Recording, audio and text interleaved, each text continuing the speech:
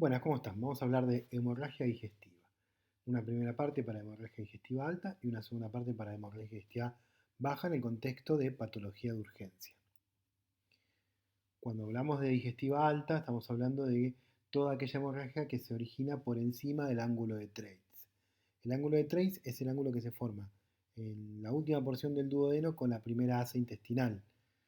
Hasta ahí, todo lo anterior, esófago, estómago y duodeno, cuando sangra, hablamos de un cuadro de hemorragia digestiva alta.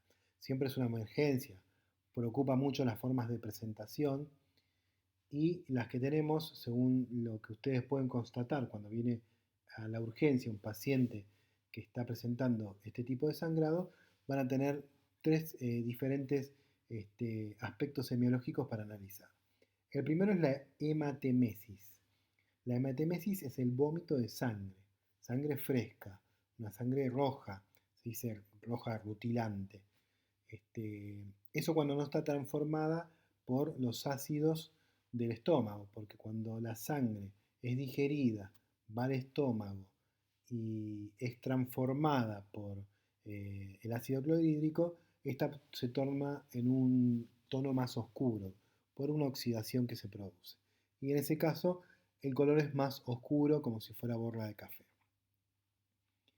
La segunda forma de presentación de una hemorragia digestiva alta es la melena. La melena es una deposición, o sea, materia fecal, negruzca, muy brillante, pegajosa y muy maloliente. ¿Por qué se produce esto? Porque la sangre deglutida atraviesa todo el intestino y se producen las transformaciones eh, que se producen en cualquiera de los restos que van a circular por el intestino y que llegan hasta el colon. Esas deposiciones son muy características. Lo que se puede hacer cuando hay este tipo de defecaciones, se puede tirar un poco de agua oxigenada y se va a ver el burbujeo y eso un poco puede hacer el diagnóstico. Y la hematoquexia, en realidad, más que una hemorragia digestiva alta, es generalmente una hemorragia digestiva baja, que es materia fecal con sangre roja. Pero hay casos en los cuales se acelera tanto el tránsito intestinal, sobre todo por la misma presencia de sangre, eso acelera el tránsito intestinal y puede ser que la sangre llegue sin demasiada oxidación ni conversión. Entonces se puede ver una materia fecal con sangre roja, siendo esta producida por encima del ángulo de Treitz. Es raro, pero es otra forma de presentación.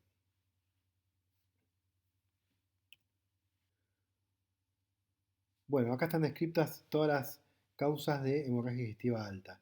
Las más frecuentes son las úlceras gástricas o úlceras duodenales, que en conjunto se llaman úlceras pépticas, que representan, bueno, acá no lo puse, pero un poco más del 30%. Las segundas son las varices esofágicas, entre un 25 y un 30%, y después otras causas. Por ahí la que más resalta es el síndrome de Mallory-Weiss, que es el desgarro de la mucosa esofágica. Bueno, cáncer de esófago, esofagitis, cáncer de estómago y después malformaciones vasculares que se llaman angiodisplasias.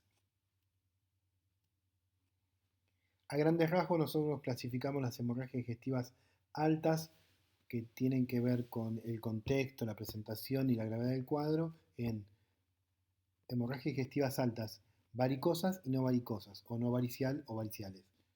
Las no varicosas, bueno, la principal es, como les había dicho, las úlceras pépticas, todas las lesiones neoplásicas, las angiodisplasias y algunas inflamaciones como la esofagitis.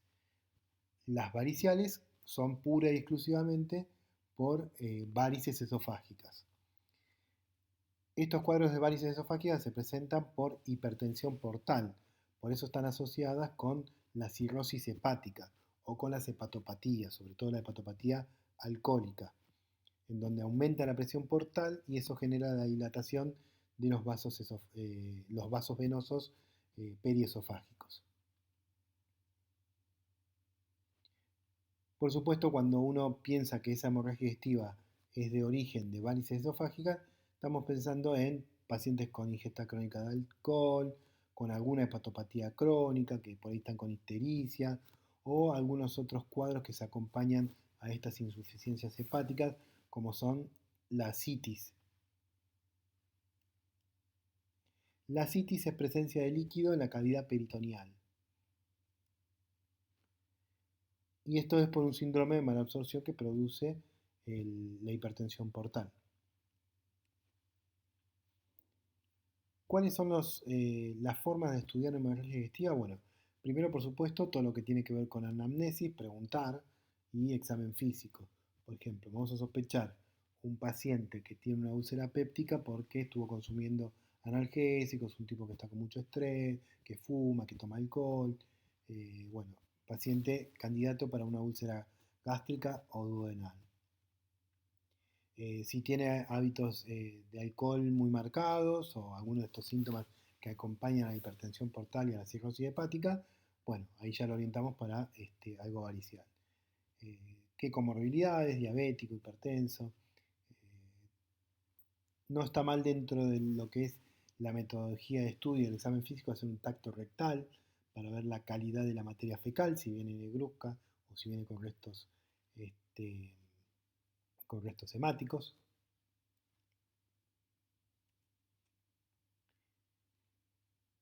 Y para hacer un diagnóstico definitivo de la presencia o no de una hemorragia digestiva alta, lo mejor es hacer una endoscopía digestiva alta. Hoy por hoy, ya hace unos cuantos años, se hacen las video endoscopías digestivas altas que se abrevian como VEDA, que nos van a dar visión directa de la lesión. E incluso la endoscopía no solo sirve para el diagnóstico, sino que también sirve para el tratamiento. O sea, uno si encuentra una úlcera sangrando, a través del endoscopio, de esa manguerita que se coloca a través del tracto digestivo, puede poner un catéter para destilar alcohol y hacer una esclerosis del vaso ese que está sangrando. La esclerosis es como cerrar ese vaso mediante la coagulación que produce el alcohol. Siempre que tengamos una hemorragia digestiva, tenemos que indicar una endoscopía, excepto que el paciente no esté compensado y no la pueda tolerar. ¿Cuándo se contraindica una endoscopía? Bueno, si tuvo hace poco un infarto, que en realidad son contraindicaciones relativas. Si tengo una hemorragia digestiva y por más que hace 2 meses tuve un infarto y la necesito para hacer un tratamiento, probablemente se haga con algunos cuidados cardiológicos con monitoreos. Bueno, en pacientes en coma, si ya hay una perforación digestiva, bueno, ese paciente ya es quirúrgico, no le vamos a hacer una endoscopía, sino que se lo va a operar. Si está con una insuficiencia respiratoria severa, etc. Hay otro método más moderno, también ya tiene unos años, que es la ingesta de esta píldora, que es una cámara. Lo que hace esta píldora es que es una cápsula endoscópica, filma y saca fotos en HD por todo el intestino. Esto sobre todo sirve para lugares donde el endoscopio no alcanza a llegar. Por ejemplo, más allá del duodeno, por ahí con el endoscopio se puede llegar a la primera porción del intestino con mucha suerte, pero o con una endoscopía de doble balón, que es un paso más de la endoscopía. Entonces, está este método que es consumir esta cápsula con una ala de glute, va haciendo toda su filmación, sus fotos, si hay alguna lesión la va a detectar, y después, bueno, el tema es recuperarla, ¿no? ¿Cómo se recupera? Tamizando la materia fecal.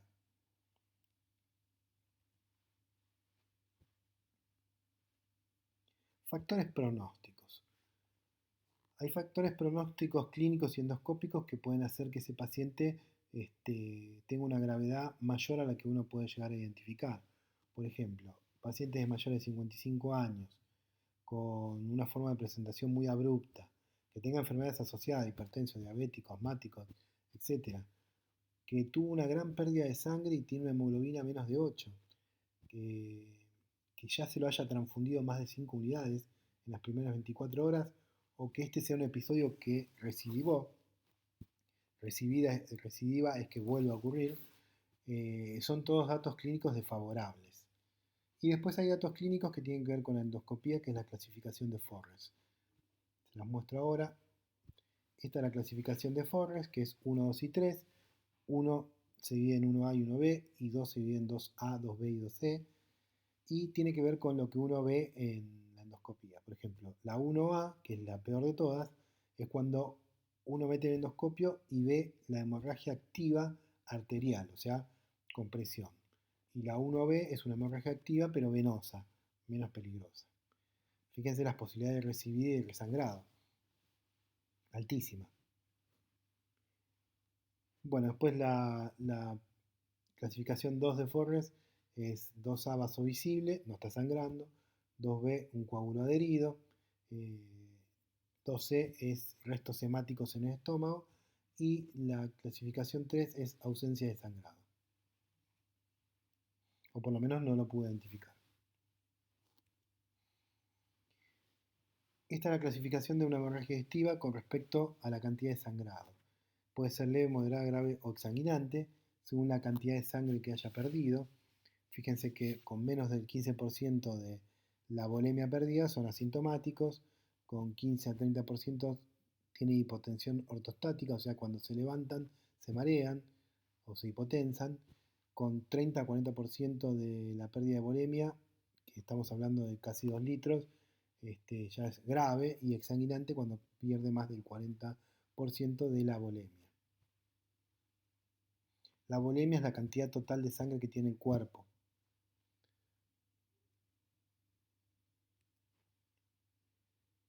¿Cuáles son las medidas iniciales? Bueno, siempre a estos pacientes hay que pedirle un laboratorio para saber en qué grado de hematocrito y de pérdida de sangre estamos, y hay que poner una sonda nasogástrica. ¿Para qué ponemos una sonda nasogástrica? Para ver qué viene. Si es una hemorragia digestiva más allá del ángulo de Treitz, quizás lo único que venga es líquido gástrico o un poco de bilis. Ahora, si la hemorragia digestiva está en el estómago o en el duodeno, con la sonda nasogástrica va a venir sangre. Entonces, más el diagnóstico. Por eso siempre una sonda nasogástrica. El resto del tratamiento lo veremos en terapéutica. Y como les decía antes, la endoscopia digestiva nos sirve también como diagnóstico, pero también como tratamiento. La hemorragia varicial, como les decía, es casi un tercio de las hemorragias digestivas altas y están asociadas con la cirrosis. Tiene una alta mortalidad, aunque algunas, casi la mitad, cesan espontáneamente. Lo cual es bueno, porque habitualmente los resangrados dentro de esta patología habitualmente tienen una alta tasa de mortalidad. Sobre todo por el contexto del paciente, ¿no? Porque no es solo un paciente sangrando, sino que es un paciente con un grado de insuficiencia hepática, con ascitis y seguramente con un montón de otras comorbilidades que hacen que el cuadro sea mucho más grave. Este es un esquema de las varices esofágicas. Fíjense que están rodeando al esófago y que son las que drenan el sistema portal. Ahora, como el sistema portal está en aumentado de tensión, está con hipertensión portal, la presión dentro de este circuito está elevado, hace que estos vasos periféricos al sistema portal se dilaten. ¿Por qué está elevada la presión dentro del sistema portal? Por el hígado cirrótico. El hígado cirrótico se vuelve fibrótico, nodular, lo cual hace que haya mayor compresión de todos los tipos de vasos y circuitos que hay dentro del hígado. El esquema de al lado es una visión endoscópica, es un dibujo, pero bueno, de cómo se verían las varices esofágicas. Y esto es una endoscopía. Fíjense, las varices esofágicas son esas dilataciones, esto es la luz del esófago, casi llegando al estómago, y esas dilataciones que parecen sacos son las varices. Y fíjense que hay una particularmente que está con un sangrado a chorro. Y con el endoscopio, además de hacer el diagnóstico, podemos hacer el tratamiento. Ven que hacen la esclerosis con un tipo de alcohol, con lo cual se cierra el vaso y deja de sangrar.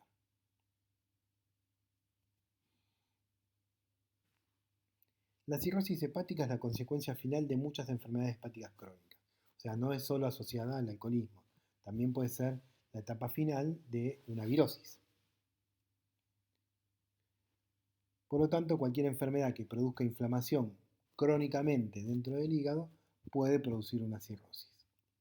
Fíjese la comparación entre un hígado sano y un hígado cirrótico. El hígado sano es liso, el hígado cirrótico es multinodular. Y acá, por ejemplo, las diferentes etapas. La primera etapa está el hígado dividido en tres, como iría progresando, ¿no? En el sector, en la primera parte es el hígado normal, en la parte del medio ya con cierto grado de inflamación y fibrosis, y en la tercera ya es el hígado multinodular cirrótico. En la imagen de arriba ven la ictericia conjuntival, que es la coloración amarillenta de esta mucosa. Después lo que ven en el medio es un abdomen prominente por líquido con una gran hernia umbilical, producto del aumento de la presión intraabdominal. Eso es una citis. Lo mismo que abajo a la derecha, también un hígado distendido con líquido, un hígado cirrótico. Después investiguen qué es el signo del témpano para esta patología. Y otra cosa que se ve, fíjense en la piel, que se visualiza muy bien los vasos venosos. Esto es lo que se llama circulación colateral, que se da justamente por el aumento de presión en el sistema portal, que la sangre intenta ir por algún lado y utiliza los vasos estos periféricos de lo que es el tejido cutáneo para tratar de llegar al corazón, ¿no? Entonces, estas dilataciones son parte también del cuadro de cirrosis hepática. Circulación colateral se llama. Bueno, todas las causas de cirrosis, todo lo que produzca inflamación, incluso hasta la cirrosis cardíaca por congestión hepática, por aumento de las presiones derechas de las cavidades cardíacas, algunas metabólicas y algunas desconocidas, que son las criptogénicas.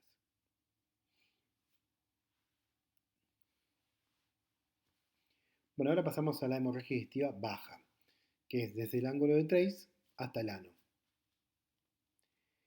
Lo más frecuente es que se manifieste con hematoquexia, que es contenido hemático en la materia fecal, y rara vez con melena. La melena, recuerden que tiene que ver con la hemorragia digestiva alta. Como ahí en el dibujito, sangre más ácido, melena. El 90% de las hemorragias digestivas bajas ceden espontáneamente, o sea, sangran y paran. Y se da más frecuente en adultos mayores. Fíjense que la edad promedio es entre 63 y 77 años. Y la mortalidad es más baja que lo que sería una hemorragia alta por varices. Pueden ser agudas o crónicas. Esto tiene que ver con el inicio. Si es algo abrupto es agudo. Si es algo más solapado es crónico. Y habitualmente las hemorragias digestivas bajas crónicas, que pueden ser por tumores, que dan pequeños sangrados, lo que hacen al paciente lo van anemizando. Se va poniendo anémico, disminuye el hematocrito, disminuye la hemoglobina, se va poniendo más pálido y es algo progresivo.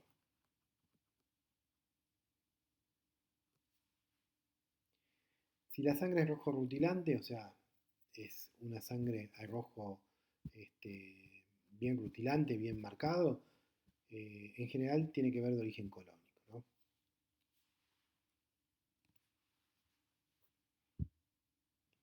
Bueno, acá según el sector que analicemos, cuál es la patología que abunda. Las malformaciones arteriovenosas desde intestino delgado y de colon. Los tumores son más si bien hay tumores de intestino delgado, es más frecuente en el colon, sobre todo el cáncer de colon. Los pólipos son más frecuentes en el colon. Y después hay enfermedades inflamatorias crónicas como la enfermedad de Crohn o la colitis ulcerosa que generan inflamación y úlceras en la mucosa del intestino. Y si el origen es la parte anal, estamos hablando de hemorroides y fisuras, que en realidad son los más frecuentes, ¿no? La patología periorificial, sobre todo las hemorroides, son las que más causan hemorragia digestiva baja. Y según los grupos etarios, fíjense, en niños y lactantes, el divertículo de Meckel, los pólipos, la colitis ulcerosa y duplicaciones intestinales. Son patologías muy comunes en los niños. En adolescentes y adultos, el divertículo de Meckel, la enfermedad inflamatoria intestinal, algunos pólipos, las malformaciones arteriovenosas como las telangiectasias, algunas colitis de origen infeccioso, hemorroides, úlcera, fisura anal. Hasta 60 años, enfermedad diverticular, enfermedad inflamatoria intestinal, pólipos y las malformaciones arteriovenosas. Y mayores de 60, acá sobre todo los divertículos y las displasias vasculares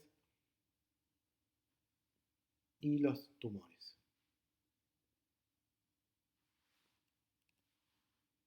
Esto es una angiodisplasia de colon. Es una malformación que también se las conoce como arañitas. Son malformaciones arteriovenosas que pueden producir sangrados. Son muy difíciles de encontrar. Bueno, y acá unas hemorroides, son paquetes también dilataciones, al igual que la causa de varices esofágicas. Estas son también varices en la parte periorificial anal, dilataciones por aumento de presión, sobre todo de presión intraabdominal, que producen esas saculaciones de vasos que pueden exteriorizarse y al exteriorizarse se erosionan y producen sangrado. Bueno, este dibujo lo que muestra es como una bandita elástica puede comprimir las hemorroides y evitar el sangrado. Y acá en los divertículos, que lo habíamos visto en abdomen agudo, la imagen radiológica del colon por doble contraste, donde la flecha marca el divertículo. Después la imagen endoscópica con la videocolonoscopía, donde se muestran los saquitos de los divertículos y después, bueno, el dibujito que muestra gráficamente cómo, cómo se vería un corte transversal de un divertículo. Recuerden, son más frecuentes en el sigmoide. Habitualmente un divertículo que sangra después ya no sangra más. Si los sangrados por divertículos se repiten, hay que hacer un tratamiento quirúrgico. Bueno, hasta acá la parte de hemorragia digestiva. Nos vemos en la próxima clase.